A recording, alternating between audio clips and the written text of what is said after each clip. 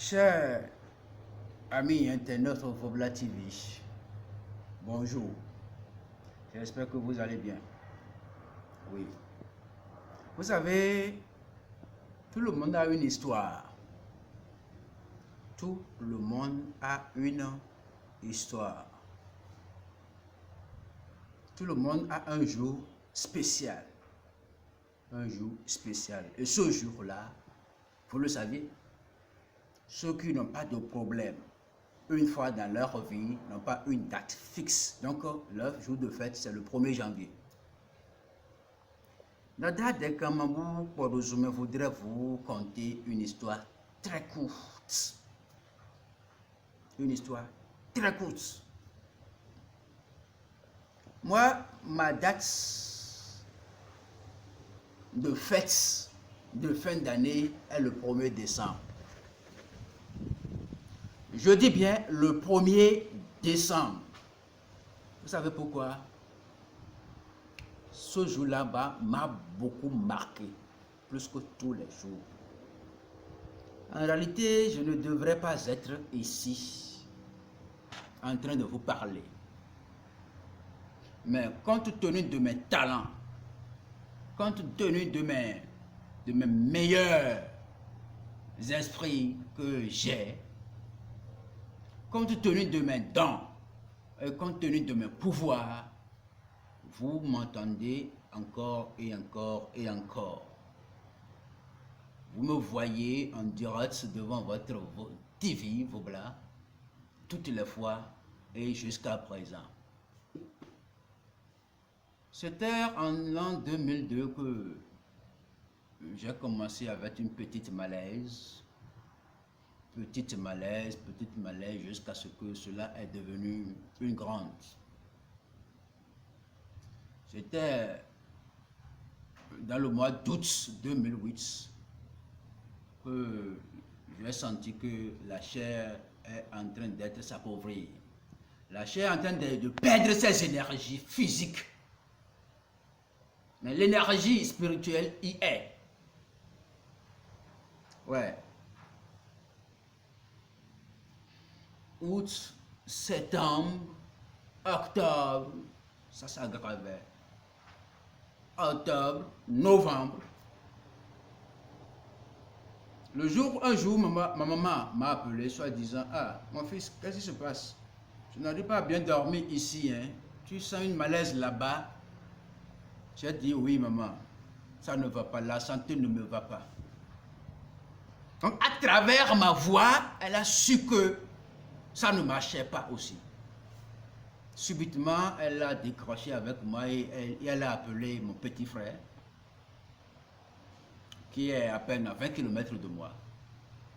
Et elle lui a annoncé la nouvelle, soit disant que ton grand frère est gravement malade. Allez-y le chercher et l'amener à l'hôpital. Mon petit frère est venu et j'ai parlé avec lui et ce qui s'était conclu, c'est d'aller à l'hôpital. J'ai accepté parce que je me sentais fatigué.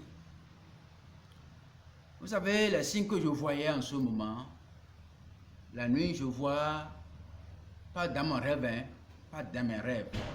La nuit, il arrivait qu'il y a deux serpents, bien ronds, bien gros, comme ça, qui viennent dans ma chambre la nuit. Ils viennent et ils se collent au plafond. Ce n'est pas dans des rêves. Ils se collent au plafond. Ils sont comme ça et ils viennent. Mais, d'après mes analyses, ce ne sont pas des serpents qui m'ont été envoyés. Ce sont mes esprits qui viennent chaque fois me garder durant la nuit. Le jour, ils partent. Le jour, ils se rendent invisibles. Mais la nuit, ils reviennent. Parce que ils viennent, c'est juste pour me supporter. C'est juste pour rester avec moi. Sinon, si ils sont vraiment venir me tuer, je ne pouvais pas résister. je les applaudis, je les remercie parce qu'ils étaient mes soutiens en ce temps-là. Ouais. Le jour, si je vais à la douche pour me doucher, il y a les vers de terre qui sautent en grand nombre du sol. Si vous les mettez dans une bassine, ça va remplir au moins 2 bassines. Si je rentre dans la douche, je fais rapidement, je sors de la douche. Restez là et voir ce qui se passe là. Il y a les vers de terre qui sautent en masse. Vous savez, notre plan de maison, après la cuisine, c'est la douche, après la douche, c'est la cuisine. Donc chaque fois, c'est pour ramasser des tas de vers morts. On les ramasse et on les fait sortir. Toute la maison est devenue, ça donne des odeurs.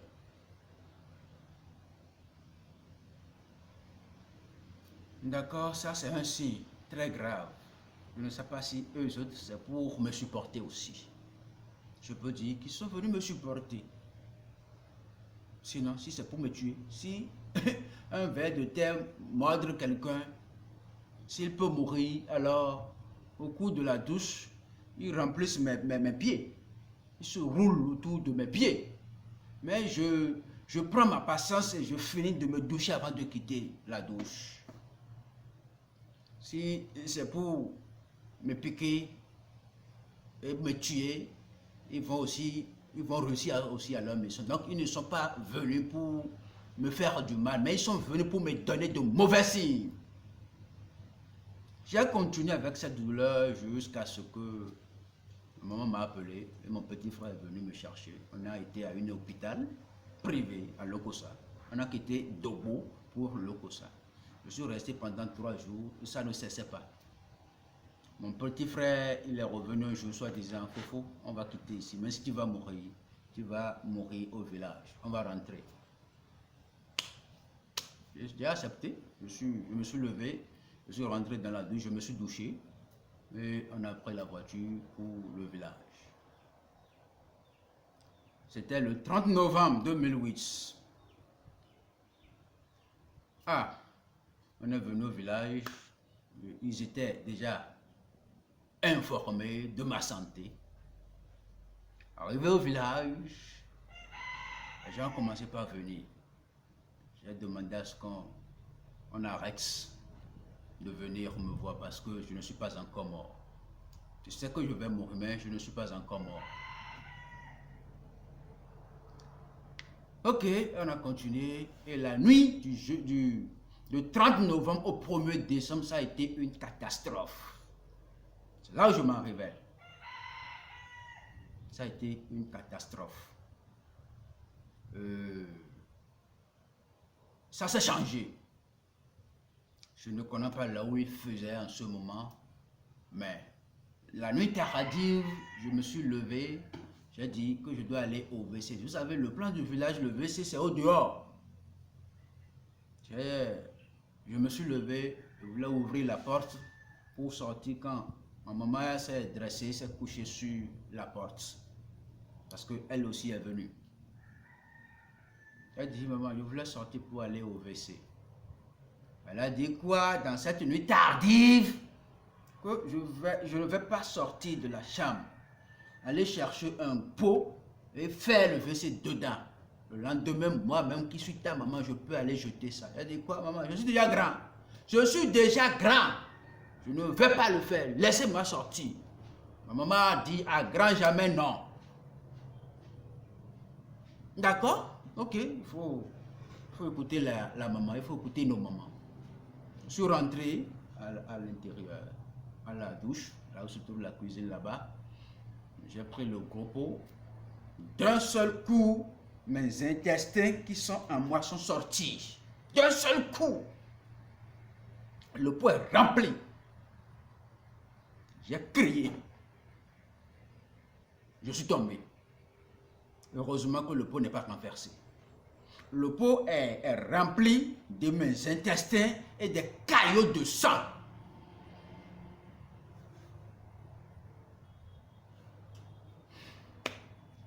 Tout le monde a entendu ma voix. Ma maman a ouvert la chambre, la porte de la cour. Tous ceux de la maison sont remplis. Ils ont rempli la chambre, là où je suis. En demandant ce qui se passe, je ne me retrouvais pas très bien. J'entends le son au-delà d'eux seulement. Mais j'ai pris un peu d'air au moment où ils mettaient du bâton dans le pot. Ils ont fait sortir de l'intestin, j'ai vu ça. J'ai encore refermé les yeux parce que l'air m'a un peu servi, je me suis retrouvé un peu. Qu'est-ce que j'avais dit le jour-là? Un temps après, j'ai dit que je veux encore faire le WC. Alors, je sais qu'il y a quelqu'un là qui est allé jeter ça dans le WC et nettoyer rapidement le pot. Et ils ont fait revenir le pot. Un peu de temps après, il a dit, je vais aller essayer de me tenir par les bras pour que je puisse me lever, me tenir un peu. Vous savez, d'un seul coup encore, j'ai fait des caillots du sang et le cœur. J'ai fait sortir mes cœurs même en criant.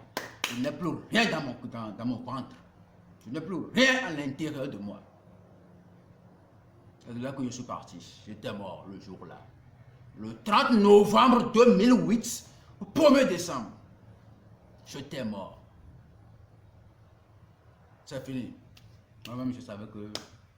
En tout cas, je voyais seulement des gens à côté de ma chair en train de pleurer seulement. Tout le monde. Tout le monde. Quand l'âme est sortie de la chair, je suis parti.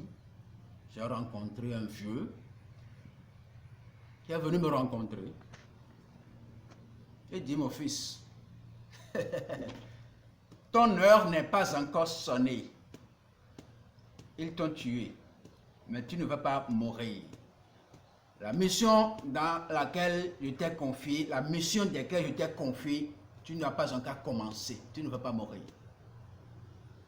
Viens, je vais te montrer certaines choses et te faire retourner. Et il m'a pris, on est parti. Il m'a montré beaucoup de choses au-delà d'eux. Beaucoup de choses.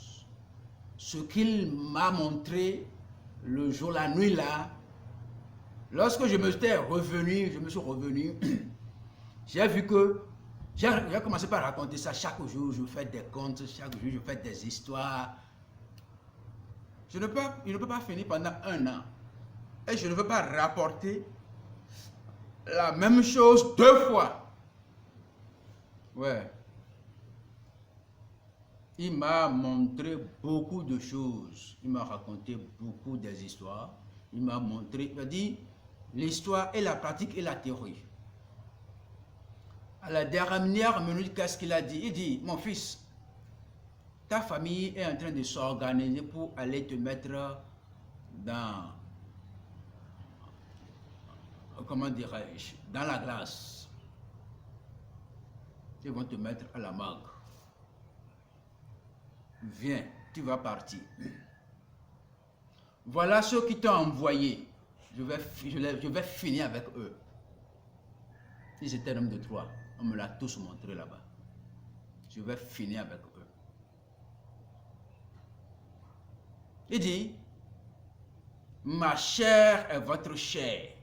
Mes os sont dans tes os. Tous ceux sur cette terre qui vont t'envoûter vont me voir derrière eux.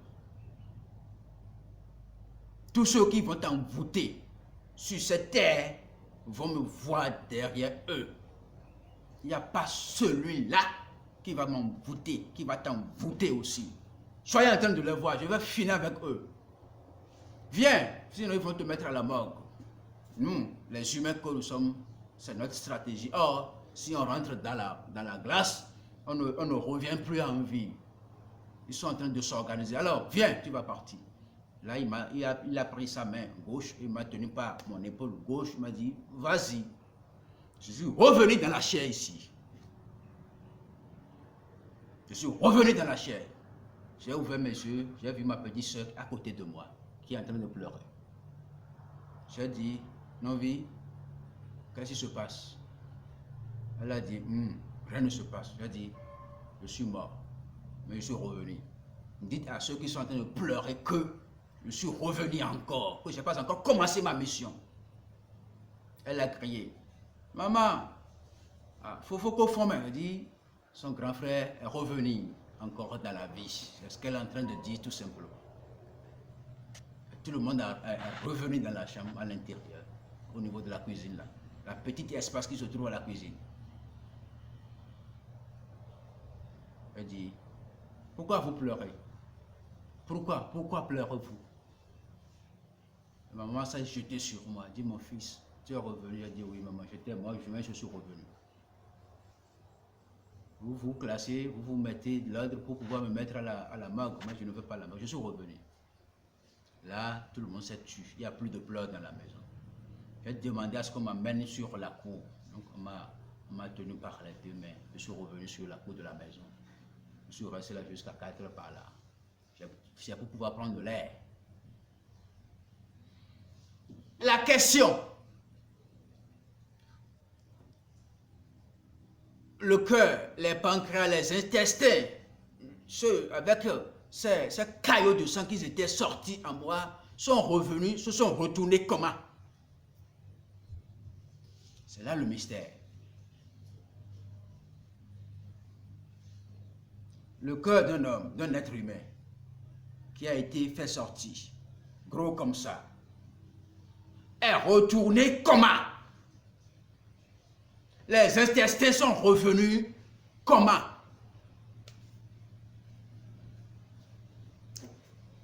Je remercie beaucoup mes composants spirituels. À chaque fois, ça me fait réfléchir. Si la date vient, se prépare, si la date se prépare, je rentre dans des souvenirs de ce qui s'était passé. Parce que c'est un souvenir.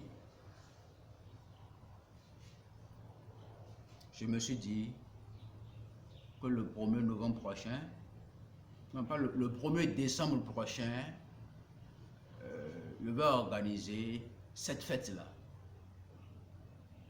Je vais organiser cette fête-là. Et faire une petite sacrifice. Une petite salade. Je vais faire venir des gens partout. Ils vont venir chez moi ici et on va manger, on va rire, on va sursauter, on va donner tous les coups de joie. C'est ce que je voulais organiser, c'est ce que je voulais vous faire, c'est ce que je voulais partager avec vous, mes chers membres, mes chers logipiens. Je voulais partager cela avec vous, un sujet de joie. C'est un sujet de joie, ne soyez pas tristes. Parce qu'on m'a fait revenir pour sauver l'humanité, pour sauver le monde entier de la main de la sorcellerie, des mauvais esprits. Je suis revenu pour faire du bien. Allez voir la voiture que moi je conduis. À peine combien de centaines de mille.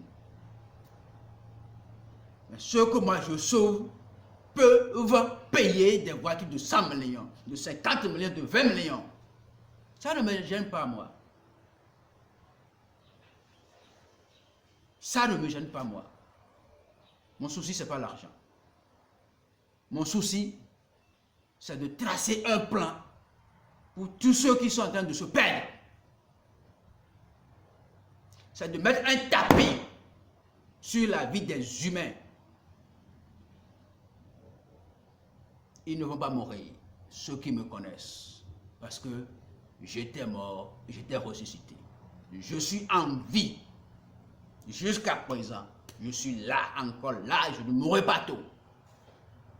Surtout que j'ai encore le produit de rallongement de vie. Moi, je l'ai utilisé.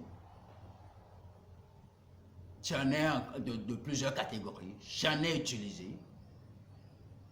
Je fais revivre chaque fois mes esprits, mes composants spirituels. Ils sont très jeunes comme moi, plus que moi-même. Je ne vais pas mourir. Celui qui m'a fait retourner le jour-là dit que je ne vais pas mourir. Et moi-même, je me suis dit, je ne veux pas mourir. Ça reste encore des centaines des années. Nous allons rester ensemble pour une longue durée. Mais néanmoins, le 1er novembre prochain, le 1er décembre prochain fera peut-être 14 ans que je suis encore revenu, je suis encore né de nouveau. 14 ans que je suis encore né de nouveau. C'était vraiment difficile, mais j'ai pris cette douleur en une compétence de joie. J'ai changé cette douleur en un sujet de joie parce que je ne connaissais pas mes talents. À part que cela s'était passé, que je me suis dit, ah, donc ce que je faisais depuis mon enfance, c'était déjà écrit dans le livre de vie, mais je dois continuer. Dans les années 2000, l'an 2000, j'avais commencé avec l'église, l'Assemblée de Dieu. Et c'est pour faire revenir, ou c'est pour faire venir des fidèles dans l'église. Parce que ma vision, mes prières et autres là, c'était des miracles que j'opérais. Ce n'était pas de ma volonté. J'opérais des miracles. Ce n'était pas de ma volonté. C'est pourquoi aujourd'hui je vais me plaindre.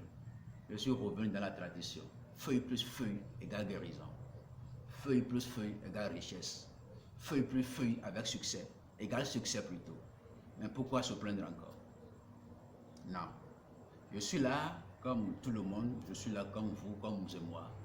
Et nous pouvons rester encore ensemble, tisser une corde. Donc, le 1er décembre prochain, je vais organiser une petite fête de récompense à cet esprit qui m'a fait retourner. Soit disant que ma chair est sa chair est ma chair. Quiconque me fera du mal me verra sur son dos. Tous ceux qui étaient complices de ma mort depuis 2008, il y a 14 ans, ils sont tous morts. Ils n'ont pas fait 3 mois, ils sont tous morts. Il y a même un pasteur dedans. Ils sont tous morts. Donc, je vous remercie beaucoup. Donc, c'est retenu le 1er décembre prochain, une fête d'anniversaire, un Sarah. Il faut faire du bien à tout le monde. Donc, je suis sur plus 229 97 12 52 62. On m'appelle Dada de Kamambou Porosme. Je vous remercie beaucoup et à tout moment, merci bien.